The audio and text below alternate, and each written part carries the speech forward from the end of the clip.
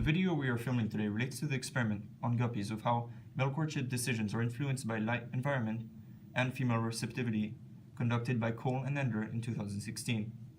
The authors of this text are trying to answer the question of how, based on the environment the guppies live in, their sexual behavior and physical appearance change in the male guppy population.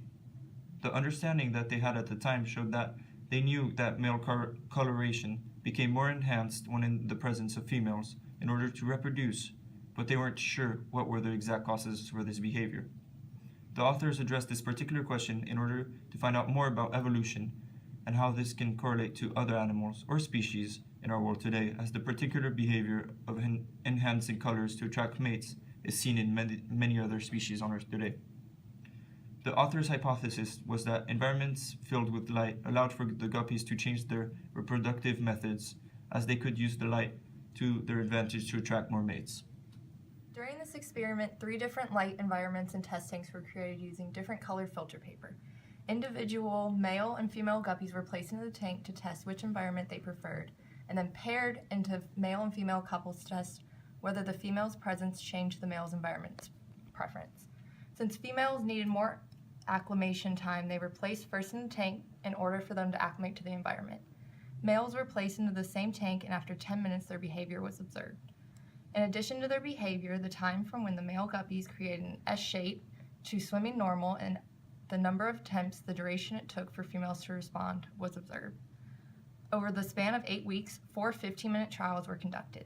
Environmental development was tested to see if the environment in which they developed affected the environment they preferred when placed into the tank with 3 light environments. Male guppies were also placed into different tanks containing receptive and non-receptive females. Using digital photography, male color pattern was photographed to observe if the environment they preferred affected their pattern. The results of this experiment were relatively expected.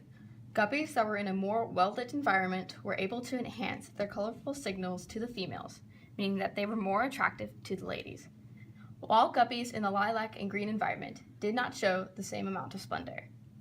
Figure 2 of the study's data, recreated here, shows the amount of courtship displays for 2 different trials in the form of box plots. The results on the left side of each environment section show the trial where the male guppies were placed with responsive female guppies, meaning that the females were actually interested in having a mate. The results on the right show the results with non-receptive females, where the girls were not interested in having a mate. Not surprisingly, the males gave more courtship displays when the females were actually interested in them. The data from Figure 3 represents the chromatic contrast values in the 3 different light environments. The chromatic contrast value is indicative of the perceived conspicuousness of the fish in the different light environments. The higher the contrast value, the more aware the fish is of standing out in the environment. Analysis of the data from the experiment shows that the fish were more aware of the fact that they visibly stood out in the clear environment compared to the lilac and green environments. This data was the same for both the trials, including the receptive and non-receptive females. After finishing the experiment, the scientists were able to review their original hypothesis and come to a conclusion on the results. Based on the trials and groups tested, it was found that the male guppy's coloration became more enhanced in the light environments, but only when receptive females were present. So the males appeared to have more coloration in clear environments versus the green. It is important to note that the individual male guppies themselves did not change their color because they were placed in the environment. They had already had this phenotype, it just became more visible in certain environments.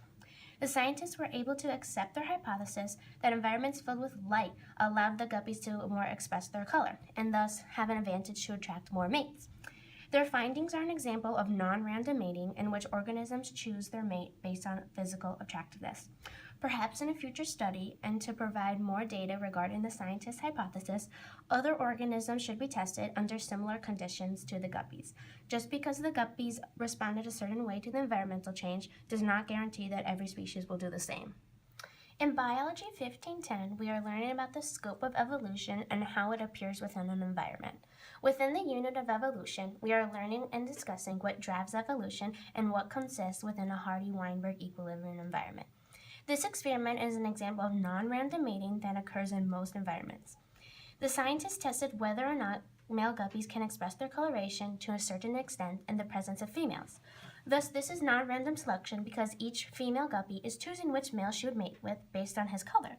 Therefore, the alleles and traits being passed down in the next generation are chosen.